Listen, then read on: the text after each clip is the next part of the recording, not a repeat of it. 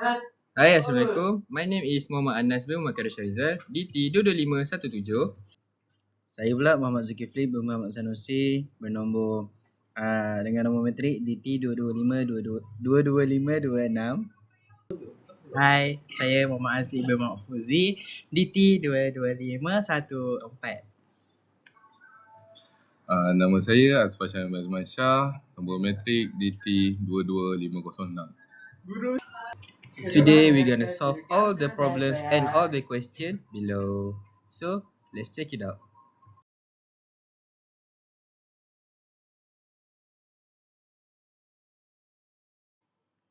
For the introduction, by completing this task, we can improve our skill in analyzing diagrams, calculating physical values such as length and angle, and enhance our understanding in solving problems based on technical drawing. This assignment also encourages critical and logical thinking, which are essential in the field of engineering and science. Geometry is a branch of mathematics that studies the shape, size, space, and position of objects. It involves concepts such as point, line, angle, surface, and solid. Some of the benefits of geometry include enhancing logical and visual thinking skill. This helps students understand the relationship between space and shape. Additional is used in everyday life, such as in architecture, engineering, design, and carpentry. Furthermore, geometry helps in problem solving as it allows you to analyze structure of a range of objects efficiently. Assalamualaikum warahmatullahi wabarakatuh. My name is Muhammad Haziq bin Muhammad Fuzi. So I'm gonna solve question 1A based on figure 1. Firstly, figure 1 shows a broken tree falling over during a storm. Determine the actual height in feet of the tree before it's being damaged. So this question have 4 marks. So the solution is AC equal to third AB square plus BC square, then equal to 15 square plus 8 square, and then equal to 235 plus 64,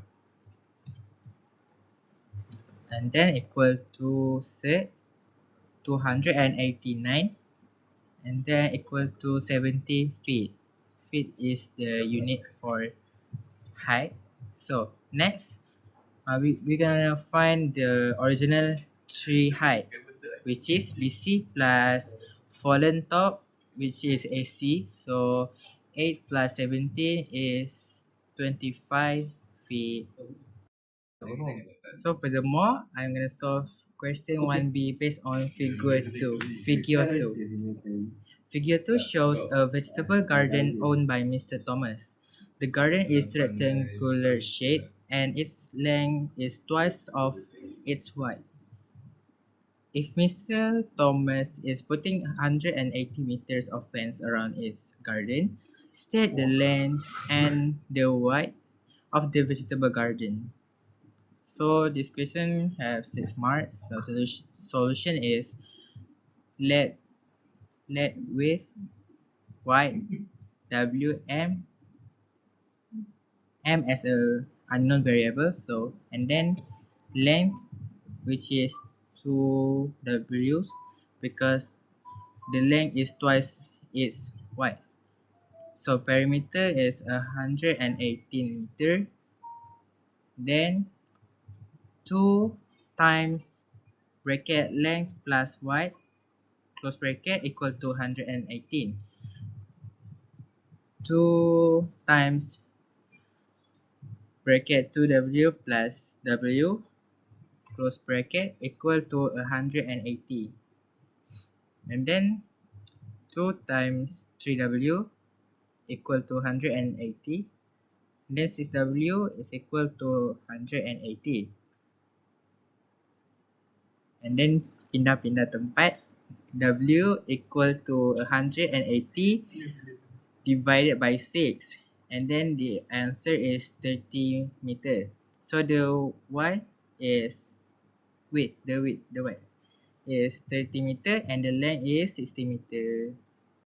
Assalamualaikum, my name is Muhammad Anas bin Bakar Rizal. Today I'm gonna solve question 1C.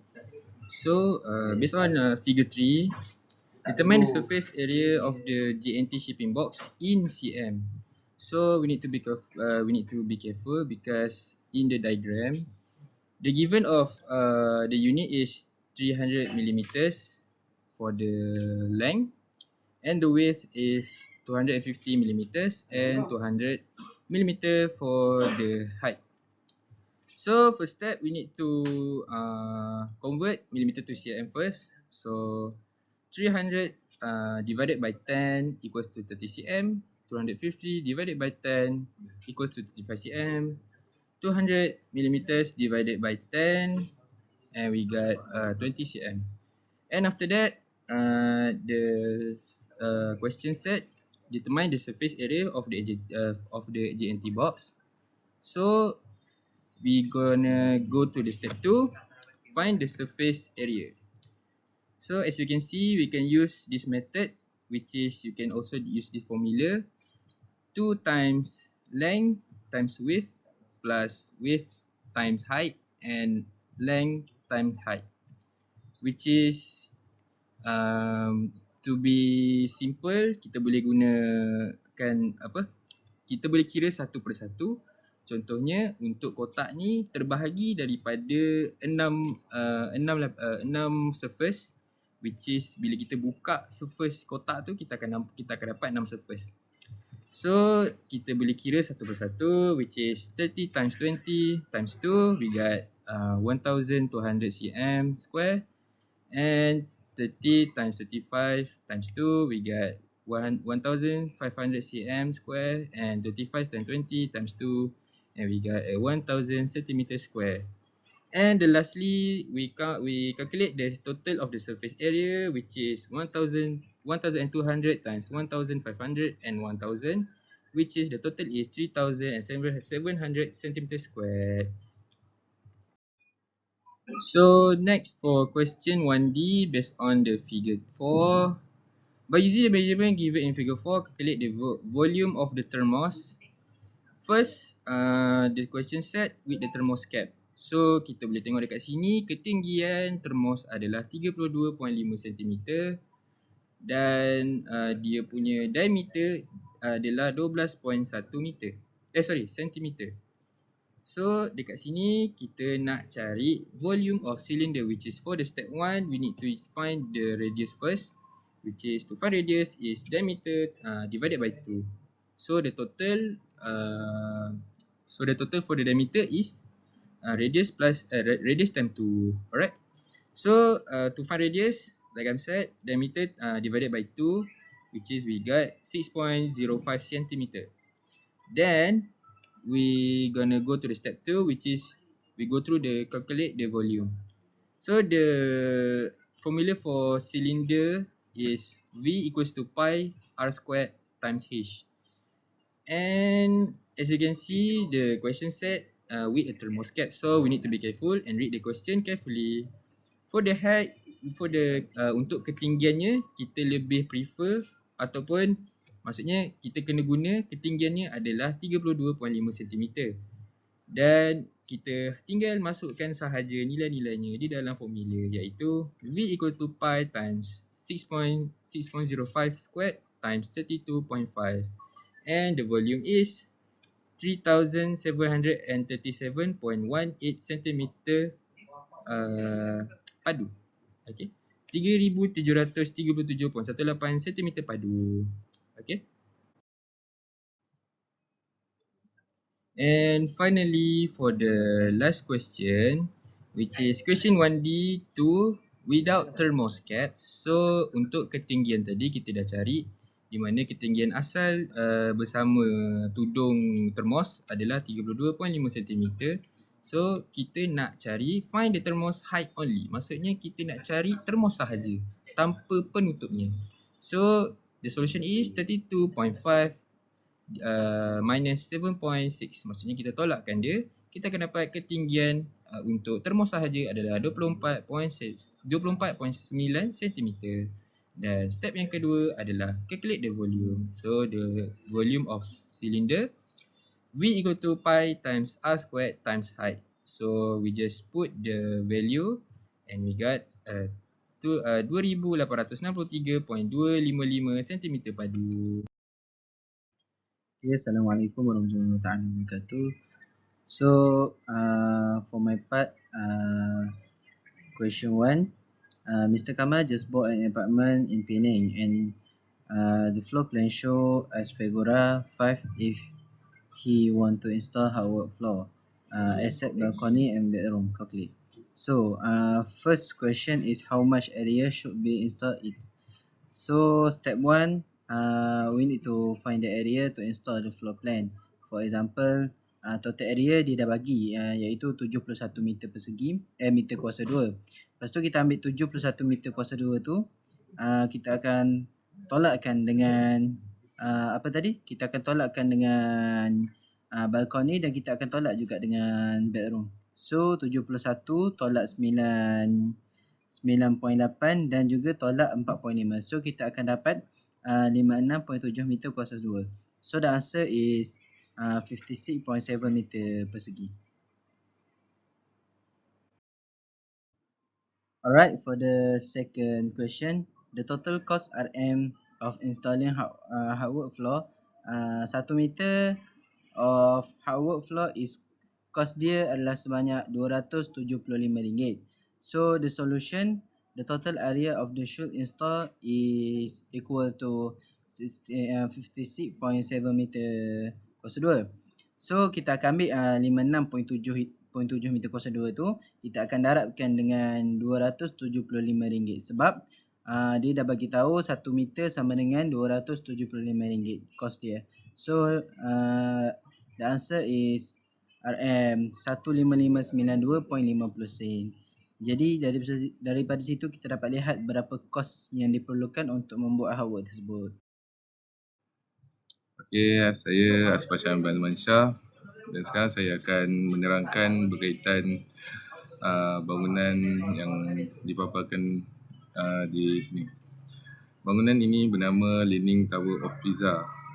Location dia berada di Pisa, Tuscany, Itali. Nama yang buat ni bangunan ni nama arkitek dia adalah Bonanno Pisano. Some historian also suggest geotically the eastern identity is debate. Dan tahun dibina pada 1173 dan siap pada 1372. Next, building use. First is tourists. Million visit annually to admire its architecture and take photo with its iconic tale.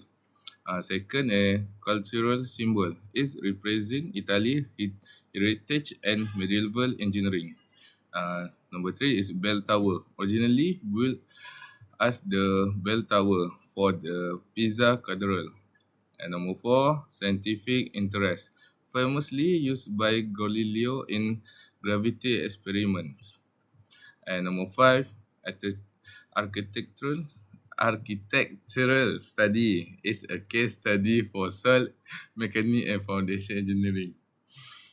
It's no longer service a religions function but remain preserved for its historical and cultural value. Reason for creation or built to serve a bell tower for the Pisa Cathedral.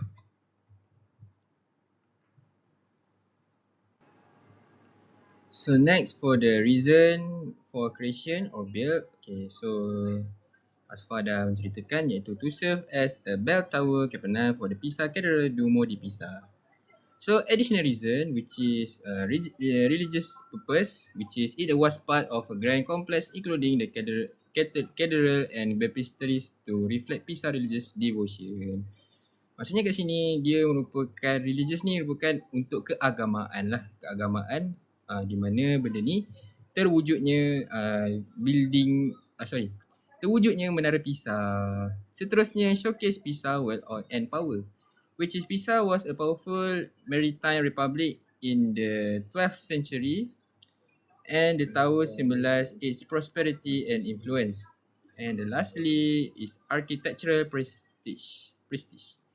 It was meant to display advanced engineering and architectural skill. Maksudnya pada waktu ni orang-orang engineering pada waktu itu dia nak tunjukkan kehebatan ataupun kepakaran masing-masing dalam bidang pembinaan ni lah. So itulah yang dimasukkan dengan architectural prestige. Seterusnya construction start in 1173 but the tilt began early due to unstable soil. So maksudnya asalnya menara Pisa ni dia bukannya condong. Dia disebabkan tanah tidak stabil atau tanah tu mendap. So sebab itulah terjadinya menara condong Pisa. Seterusnya current use of the building recognized as a tourist attraction and UNESCO World Heritage Site. And lastly, building measurement. Official record says it is about 56 meter tall diameter. For the diameter is 15.5 meter and the weight is 15,500 tons. So for the weight is 14,500 tons, which is if kalau kita convertkan dalam kilogram 14.5 juta kilogram lah. And the building material is made of marble, limestone and lime mortar, which is consistent with Romanesque architecture of the time. Last but not least, fact about Leaning Tower of Pisa. The Britannica articles confirm the tower was started in 1173, built of white marble, and describe its height and architectural history. The Wikipedia page for the Leaning Tower of Pisa gives data on height, material, architect, possibilities, and construction timeline. Stabilizing the Leaning Tower of Pisa, which is institution of civil engineers, also mentioned the 56-meter height and the starting date 1173, shallow foundation and building phases. PBS Nova's Fall of the Leaning Tower gives info about materials such as marble, limestone, and the causes of the tilt. The official site Opera della Primazia Pisana discusses the architect Guglielmo and Bonanno Pisano, as well as the tower's role and bells. Lastly, a research paper on the mortar used in the Tower of shows how medieval mortar technique were used. That's all.